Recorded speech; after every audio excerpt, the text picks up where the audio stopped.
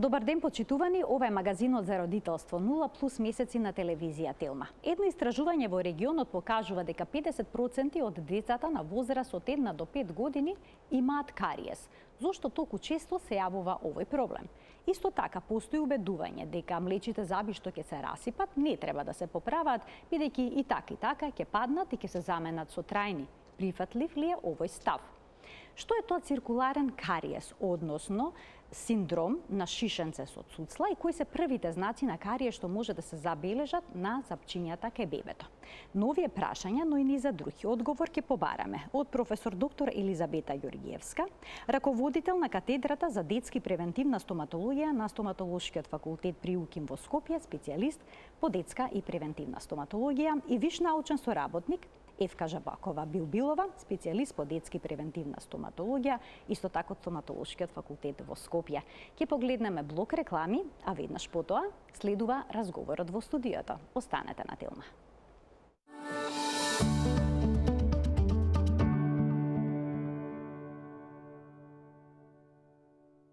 Како да се спречи кариесот во детска возраст, кои се првите знаци се укажуваат на овој проблем и што треба да се преземе во таков случај? На оваа тема денеска разговараме со професор доктор Елизабета Ѓорѓиевска, раководител на катедрата за детски превентивна стоматологија на Стоматолошкиот факултет во Скопје, специјалист по детски превентивна стоматологија. Добар ден, докторке. Добар ден. И виш научен соработник доктор Евка Жабокова Билбилова, специјалист по детска и превентивна стоматологија, исто така на Стоматолошкиот факултет. Добре ни дојдовте, доктор Кивие, во студиото на Телма. Навистина ми е драго што денеска ќе обработиме една тема која што е многу важна и е поврзана со целокупното детско здравје. Обично родителите не им ги мијат запчињата на бебињата и на малите деца, а при тоа и не одат на стоматолог, плашејќи се да не ги истрауматизираат. Кога треба да се направи првиот стоматолошки преглед во детска возраст? Кога родителите да ги однесат децата на стоматолог, бебињата, бидејќи не добиваат конкретна препорака, кога тоа треба да се направи? Добар ден уште еднаш и навистина би се заблагодарувам за поканата да гостуваме денес во вашата емисија, бидејќи станува збор за една исклучително важна тема. Кога се однесува за првиот стоматолошки преглед, постојат различни ставови и според најновите ставови кои што ги следиме ние на нашата катедра е дека најдоцна до првиот роден ден треба да се изврши превентивен стоматолошки преглед. Не само за да се открие дали навистина постои кариес, меѓутоа и едноставно детето да се навикне на средината и да не се развие отпор и страв кон стоматологот. Ние навистина многу работиме во подигнување на свеста за тоа кога треба да се направи првиот стоматолошки преглед, па заедно со колегите од нашата катедра имавме и заедно со клиниката за гинекологија и Сдруженијето на гинеколози и обстетричари имавме еден проект кој што беше поддржан од UNFPA. Работевме со мобилните гинеколошки амбуланти и со голем број на гинеколози и педиатри од Република Северна Македонија и вршевме едукација за тоа како треба да се постават кон идните родители. Значи, мислам дека грижата за здравјето на зъбите треба да започне уште во време на планирање на семејството. Значи, идните мајки и идните родители да се едуцираат дека првенствено, најважно е самите да ги средат сопствените зъби, да ги реставрираат потребните зъби, да екстрахираат, односно да ги извадат тие што мора да ги извадат, да се спроведе еден антимикробен третман и дури потоа, веќе кога ќе се роди бебето, на таков начин се спречува преносот на бактериите од родителите кон детето и се одложува колонизирањето на бактерии во устата на детето, кој што се причина за појава на кариес, особено на кариесот на раното детство, за кој што спомнавте дека ќе зборуваме денес. Така, кариесот на раното детство се јавува многу често. Некои истражувања велат 50% од децата го имаат овој проблем. Дали е таква ситуацијата и кај нас и кои се најчестите причини што доведуваат до ова? Најчести добар ден и од мене. Ви благодариме на поканата. Значи, кариесот на раното детство се јавува помеѓу година и пол и 3,5 годишната возраст. Станува збор за кариес и самиот кариес кој што се јавува во почетокот на детството. Најчести етиолошки фактори кои што доведуваат до појава на овој кариес, освен општите, односно ендокрините фактори, секако се и локалните фактори кои што доведуваат до појава на кариозниот процес. Кариесот на раното детство, уште познати како циркуларен кариес, по својата специфична локализација, бидејќи циркуларно се движи околу вратот на забот, во пределот на вратот на забот, се шири и најчесто е резултат на некои лоши навики кои што ги има бебето, односно доенчето, па и детето. Кои се тие лоши навики? Лоши навики се пред се орално-хигиено-диететскиот режим, во смисла на одржувањето на оралната хигиена, исхраната на детето во доеничката возраст и како детенце после понатаму, потоа исто така во смисла на фреквенцијата на внесување на храната на детето, што значи дека тоа представува една широка палета на етиолошки фактори на кои што, како што спомна и професорката Елизабета, треба, за да не дојде до кариес на раното детство, уште предходно и родителите, пред да почнат да планираат бременоста, да имаат добар орално-хигиено-диететски режим, кој што орално-хигиено-диететски режим понатаму ќе го пренесат на своето новородено бебенце. Вела дека циркуларен кариес, односно кариес на раното детство, не може да се јави доколку нема прости шеќери. Но многу родители тврдат, моето дете не јаде благо, а има кариес.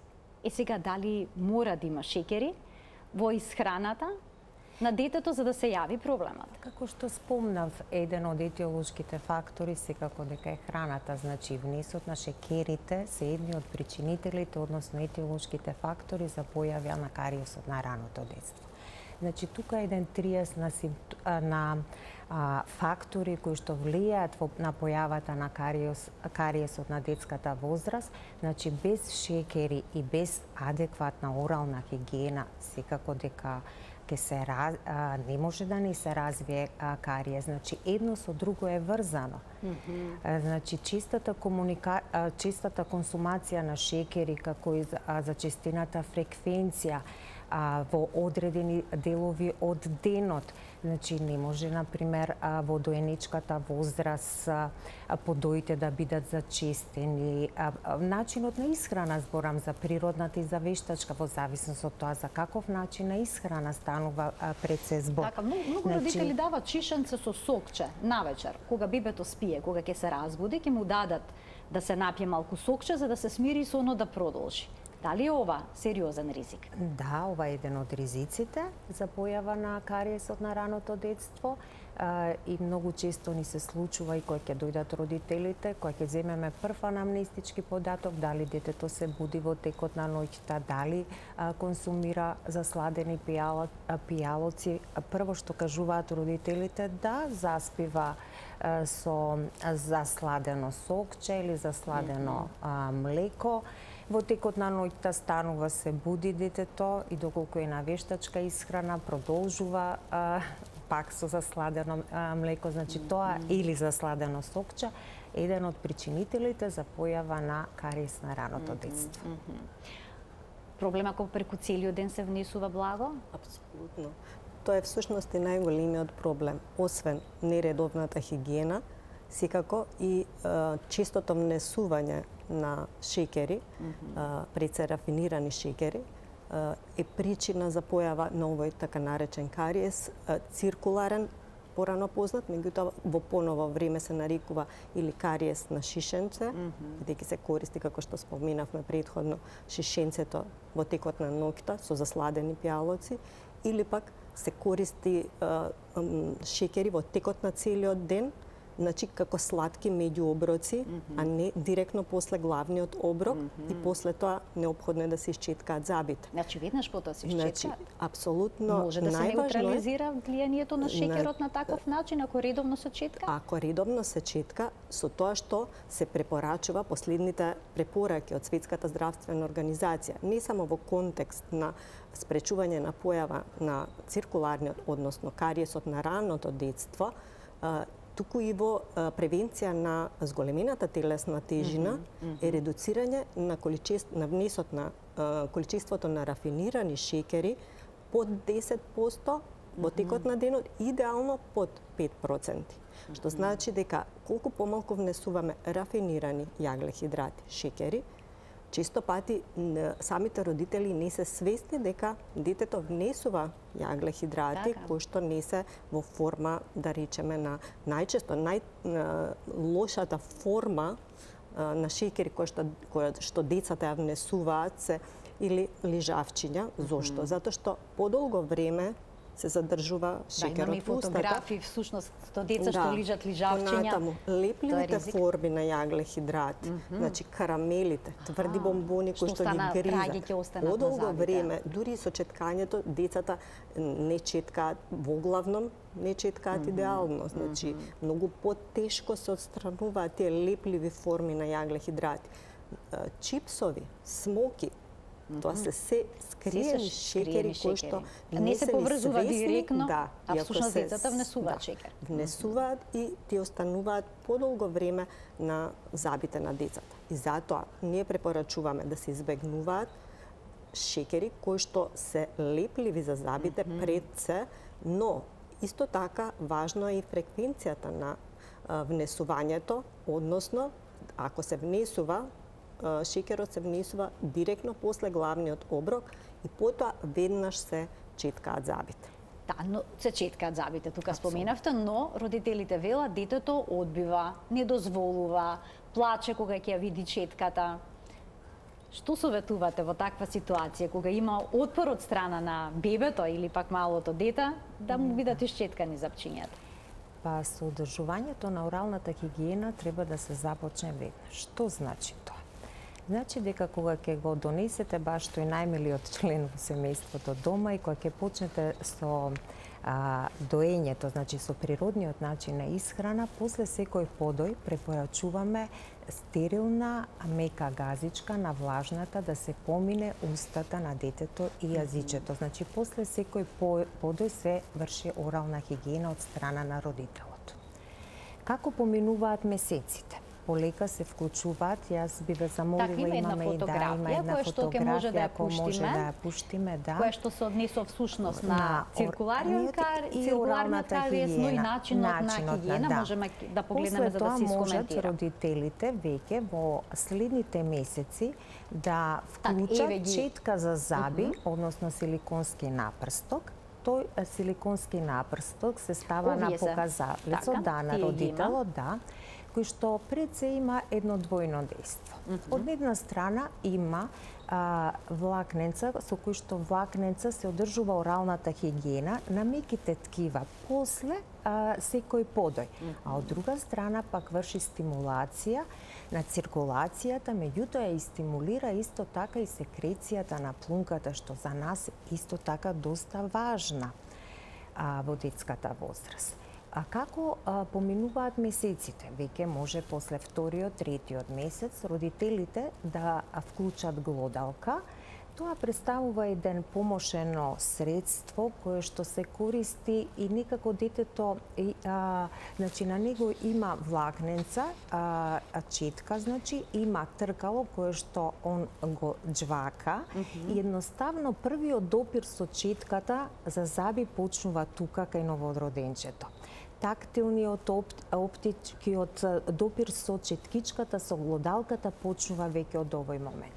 Кога ќе изникне првото запче, она што вие кажавте и прашавте дали треба да се мијат забите. Гледате, јас уште не е изникнато првото, не ни дојдов до првото запче, до веќе запчето уште не е изникнато, а ја веќе во првите 6 до 7 месеци, во зависност од тоа кога ќе изникне првото запче, јас веќе спомнувам одредени средства кои што се користат за одржувањето на оралната хигиена. И создавањето навика кај детето. Да, навика со таа глодалка како тропалка, он веќе чувствува и нема да има одбивност понатаму детето кон четкичката. Веќе со никнењето на првите запчиња започнува и одржувањето на оралната хигиена со четката за заби. Тоа се четки кои што се ергономски дизајнирани со меки влакна и кои што родителите веќе почнуваат да ги четкаат запчињата на нивните бебиња.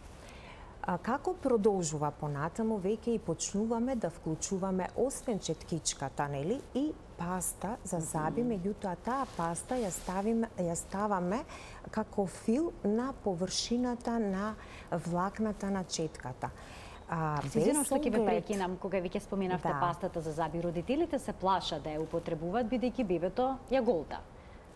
Опасно е ако ја проголта? Не е опасно, затоа што сепак ние не ставаме голема количина од таа паста за заби и тие се спрема возраста и концентрацијата на флуорот во самата паста е спрема возраста на детето, така да воопшто не треба да се плашат родителите. Доволно е само еден тенок слој како фил на влакната на четкичката и да се вклучи, значи, и пастата во одржувањето на оралната хигиена. За да веќе до втората година, која ќе направи детенцето, кога веќе ќе може и ќе има навика и веќе ќе почне сам да си ги четка запчињата, веќе количината на пастата на заби е нешто поголема како зрно од граш.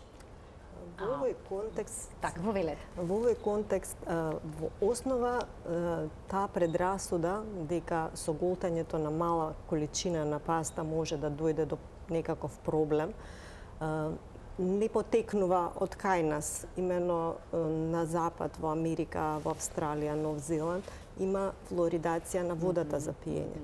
Така што децата внесуваат одредено количество преку водата за пиење. Дополнително, ако користат и таблети кои што содржат флуориди, па тогаш дополнетото количество преку пастата би можело да создаде негативни ефекти. Меѓутоа, кај нас во водата за пиење имаме практично на долна граница од оптимумот се наоѓа нивото на флуориди, освен во одредени ендемски области кои што ние ги знаеме и таму се препорачува различен начин на користење на пасти. Меѓутоа, генерално, во нашата држава не постои некаква голема опасност за детето да има било предозирање. Да. Така да тоа е минимално количество. Мора ли пастата за заби да содржи флуор, бидејќи на пазарот има најразлични опции, има и без флуор? Да, има без флуор, меѓутоа заштитата од кариес ја обезбедува флуоридот.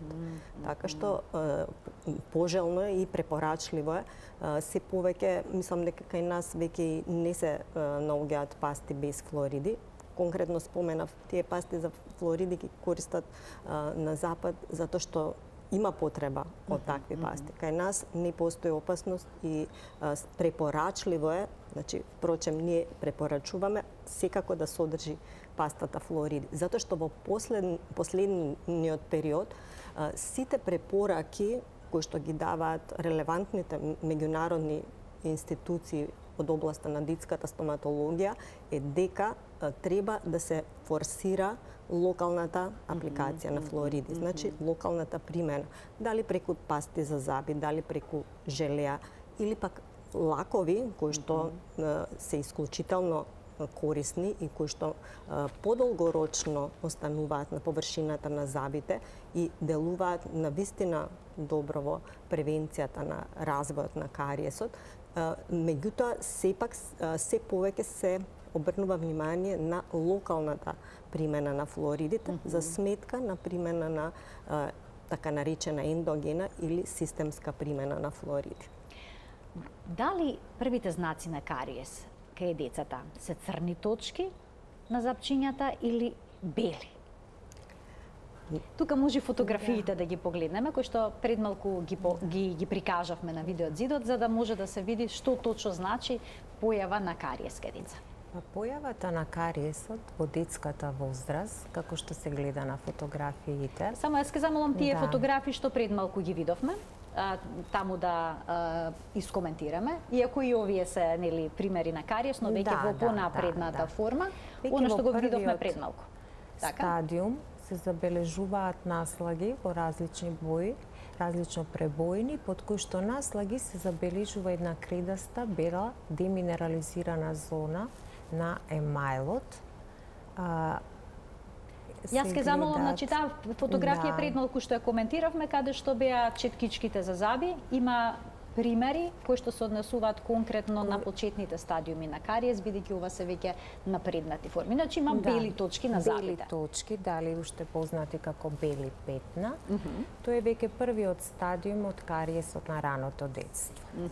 Меѓутоа, овој кариес, бидејќи има еден акутен брз ток на развиток, доколку на почетокот иницијалниот етиолошкиот фактор не биде отстранет и не се превземат соодветни превентивни мерки, веќе кариесот напреднува и преминува во следен стадиум, кој што веќе гледате втор стадиум, каде што доаѓа до кршење на емајлот и појава на површински кавитети во самиот емајл.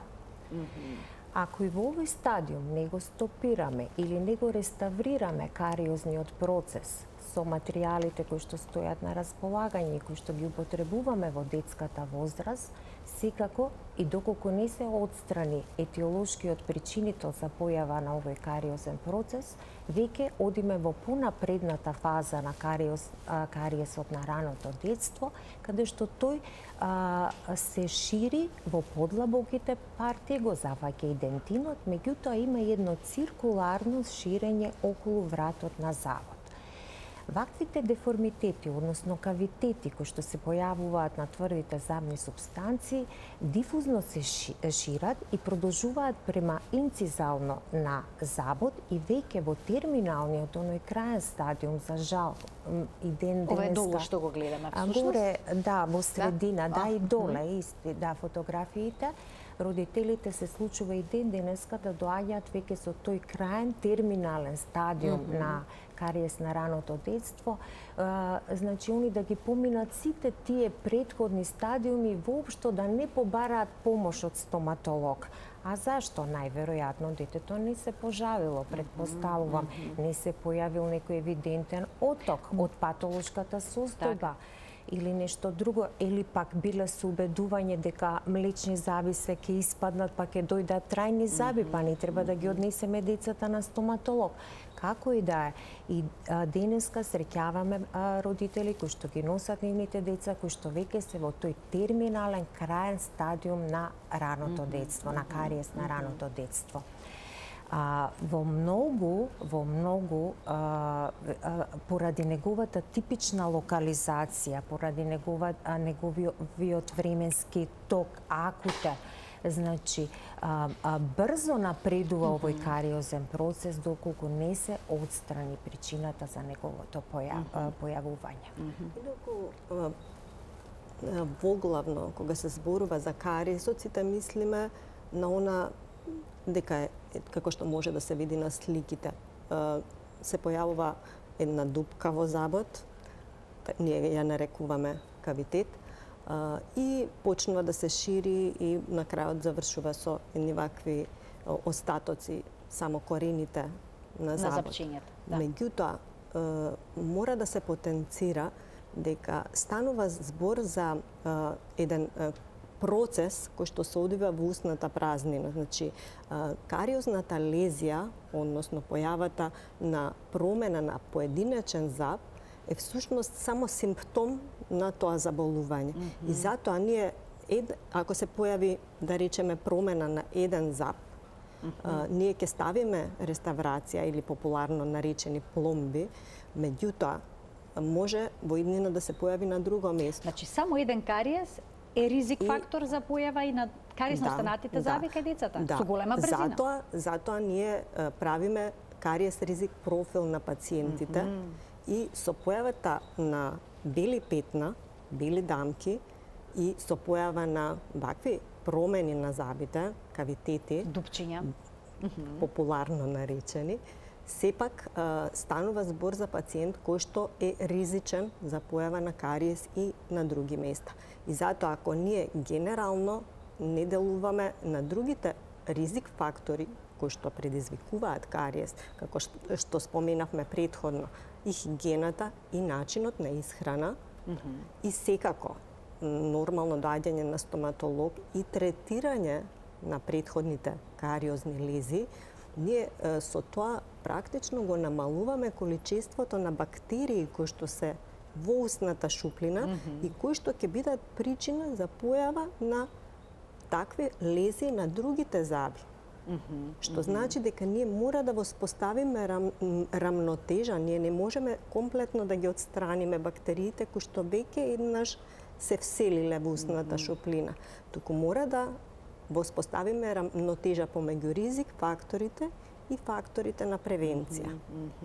Само да ги поканиме гледачите да постават прашања во денешната емисија преку нашата страница на Facebook Телма амбуланта _0 плюс на телевизија Телма.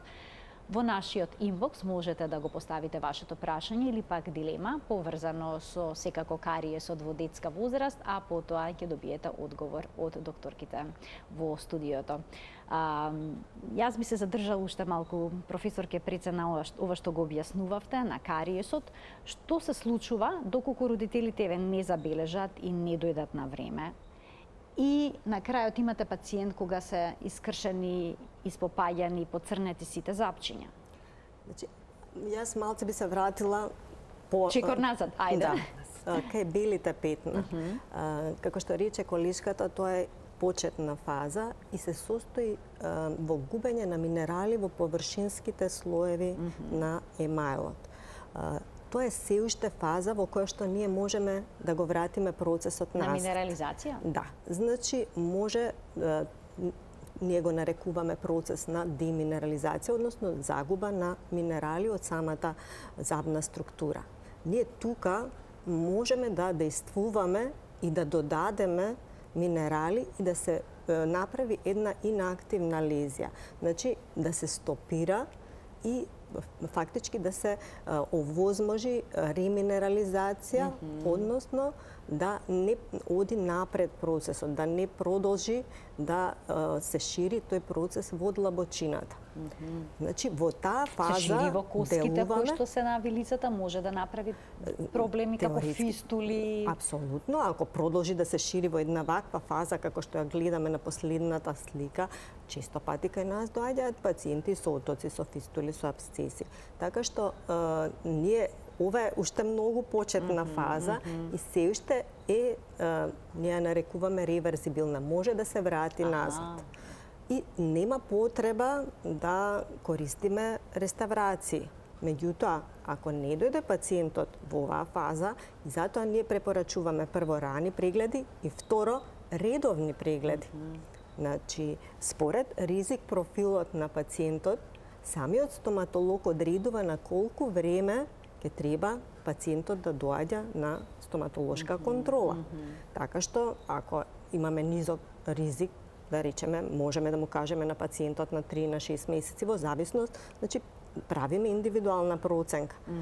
Но ако е високо ризичен пациентот, му препорачуваме примена на средства за реминерализација. Тоа се специјални пасти и креми кои што се ставаат на забите, дали почиткање, во зависност од тоа што ќе процениме.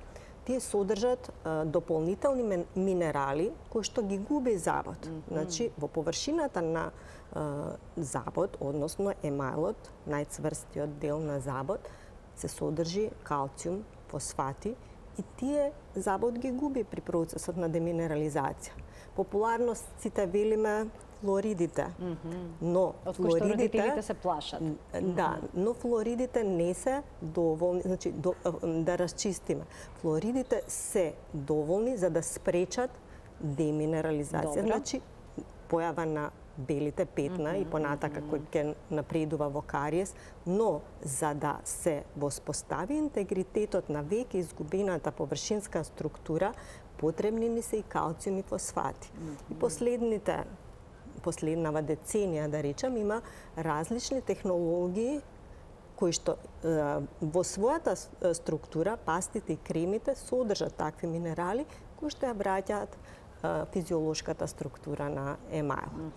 И потоа, ако прогредира, може да се... Ако прогредира, во тој случај се стават пломби, се вадат забите. Веќе прогредира кариесот на раното детство, кога онаа фаза не сме ја постигнале, а сме ја сакале, меѓутоа и не зависела од нас, нели, ако не ги донеле родителите децата, не сме постигнале со реминерализација, ако веќе оди во кавитет, односно кариозната лезија го зафатила емајлот и дентинот, веќе се почнува со реставрација, односно значи се ставаат реставративни материјали кои што се соодветни за детската возраст. Пред сето се употребуваат гласиономери кои што не само што бидејќи станува збор за пациенти кои што се нестрпливи, ретко кога можеме да обезбедиме суво работно поле, така да идеален материјал кој што го употребуваме за реставрација е гласиономерот, меѓутоа има и еден друг позитивен ефект, затоа што испушта флуоридни иони кои што исто така се многу битни за забот. Во стадиумите, во одредени стадиуми, веќе кога ќе дојде до кариесот на раното детство, значи тој може да прогредира, да зафати пулпата, да дојде до гангрена, па и до некроза. Исто така и ние и тие заби, доколку е соработливо детето, значи ги третираме, работиме значи на тие заби, ендодонски ги третираме, меѓутоа сето тоа зависи пред се и од возраста на пациентот и од инфекцијата колку е зафатена, дали треба да се чува тој зап, не да се чува за да чува простор, не да се чува за да чува простор, туку дали од инфекцијата која што го зафатила забот како фокус во устната празнина треба да остане или да го екстрахираме.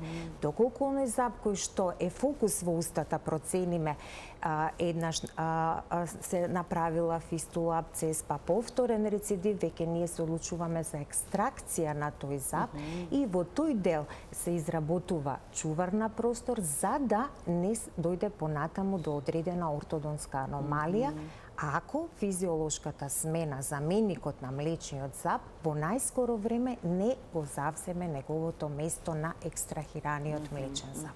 Тука сакам да разрешиме неколку вистини и заблуди, кои што се поврзани конкретно со поправката и пломбирањето на забите во детска возраст, кои што велат. Бидејќи млечните заби се менуваат, ако се расипат, нема потреба да се поправаат. Кариесот многу побрзо напредува кај млечните заби, делова од овие вистини заблуди веќе се разрешени, но веќе ги наведеме сепак. Кариесот кај децата може да се запре без пломбирање. При поправка на млечните заби не е потребна анестезија. Ќе започнеме со првото. Бидејќи млечните заби се менуваат, ако се расипат, нема потреба се поправат. Што значи за дете со циркуларен кариес? Нормално, дали може нормално да се храни? Што значи на таков начин да се живее? Тоа е основниот. Влија ли на растот, на развојот сето тоа? Значи, основниот проблем е тоа дете постојано има болки, се јавуваат повремено отоци, не може да се храни. И развојот и растот на тоа дете е компрометиран. Затоа неопходно е да се третираат тие заби. Станува збор за заблуда во однос на првото прашање. Стоматолозите, професорке, велат дека не може да се работи со деца до 3 годишна возраст. И ги враќаат понекогаш родителите. Верувам дека е така, затоа што навистина не е едноставно да се работи со деца до 3 годишна возраст, но треба многу трпение, многу љубов, многу емпатија, за да можеме да направиме едно дете на 3 години да седне во стоматолошка столица, да отвори уста и да ние ставиме една реставрација. Како успевате во тоа, морам да ве прашам? Па мора ли некош родителот да го држи детето? Што ако не сака да отвори устата? Имаме посебен начин да на почетокот секој прием е различен кај децата и кај возрастните, затоа што ние мораме да воспоставиме комуникација со децата и да се однесуваме како нивни другари. И фактички децата да ја стекнат довербата во нас дека нема ништо лошо да им се случи и тогаш се ослободуваат и соработуваат. Во почетокот, секако, родителот исклучително е важен во целиот тој процес на воспоставување доверба и ние често пати знаеме да кажеме дека поголем проблем имаме со родителите отколку со децата. Бидејќи ти имаат понекога страф од стоматолог. Да, да речеме, децата некогаш добиваат некакви негативни импулси кога дома се зборува дека родителите имаат страф од стоматолог, дека кога отишле на стоматолог ги болело. И децата едноставно тоа им е вкоренето и кога ќе дојдат кај нас веќе доаѓаат со предрасуди. И затоа препорачливо е родителот позитивно да се изразува и да има позитивен став кон стоматологот. Секако, како што споменавте и вие, ние на почетокот кај малите деца дозволуваме родителот да ги држи во крило. На таков начин децата се чувствуваат и заштитени. И секако нашата комуникација, затоа велиме многу е важно што порано да се почне со прегледите. Не само заради третман, туку едноставно, исто како и со четкањето. Детето да се навикне прво на четката, да се навикне на стоматолошката ординација. Нашата ординација е украсена со слики, со цртежи на деца, со играчки. Едноставно да се чувствуваат како во еден природен... Добиваат мали подарочиња по тоа. Да, боенки, четкички, пастички. Значи, едноставно детето пријатно да се чувствува во таа средина и секако. Верувајте дека е потребно трпение, не секогаш успеваме, меѓутоа во најголем дел на случаите успеваме и оно што го споменавте дали е болно, ако е напреднат процесот, можно е да биде интервенцијата и болно, но за среќа последниве децении се развиени материјали кои што се поспецифични и ги спомна колешката, се работи за стаклено-јономерните цементи кои што имаат можност и, она што го споменавме предходно, да повратат дел од минералите кои што се изгубени, така што и многу поконзервативно ги третираме забите во последните години и при тоа пациентите многу полесно соработуваат, како и со развојот на технологијата и самата апаратура може да се користат, да речеме, и ласери во третманот на кариесот. Така што... Значи, пломба не сме да се стави на заб, доколку не е вратена минерализацијата на забот? Ние во основа го отстрануваме оној распаднат дел од забот. Во последните години постои една опција која што се нарекува да се отстрани еден сосема тенок слој кој што може да ги поврати минералите, а основата, органската основа на забот е се уште здрава. И тие, како што спомна колешката, гласиономерите, односно стаклено-јономерните цементи ослободуваат флориди, но ослободуваат и други иони кои што всушност ја зацврстуваат таа омекната површина и дополнително самостојно се врзуваат за забот. Значи не ни се потребни некакви дополнителни средства за да се врзат со забот. И на таков начин е искратена самата процедура за поставување. А знаеме кај децата, прво, не е исклучително важно да имаме суво работно поле. Значи, децата мрдаат, затвараат уста, ќе го навлажнат забот кој што го работиме. Овие материјали го толерираат тоа. И ние многу поедноставно и побрзо можеме да ставиме реставрација во однос на предходните генерации материјали. Следните две дилеми мислам дека ги разрешивте. При поправка на млечите заби не е потребна анестезија е четвртата дилема која што сакам да биде разрешена во денешната емисија. Па има ли потреба за тоа или не? Па во зависност од за каква патологија станува збор. Затоа што кариесот може да е и поплитка кариозна лезија и подлабока кариозна лезија, Секако дека доколку станува збор за поправка која што ќе даде болка, а знаеме дека ќе даде болка, треба да се даде анестезија за тој заб, така да за ова прашање при поправка на млечните заби не е потребна анестезија, како би било... Понекогаш е потребна, понекогаш е потребна, понекогаш не е, во зависност од ситуацијата, да.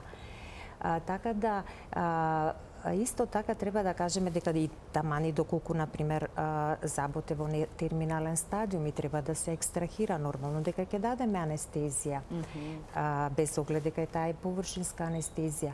И во одредени случаеви, кај некои деца кои имаат потреба за санација, ние ги работиме исто така и под општа анестезија. Значи, по тотална анестезија, на која што анестезија комплетно го санираме забалото. Значи, не само локално, потребуваме исто така на нашата клиника, работиме под анестезија, под општа анестезија. Во која интервенција ние целокупната патологија што има детето во моментот ќе ја решаваме во една сеанса, да. Во однос на реставрација, во однос на екстракција на заби, во однос на залевање како превентивен третман, сето тоа го работиме под општа анестезија. А како изгледа кога детето ќе види игла? Со анестезија. Драматично ли е тоа? Плачат ли?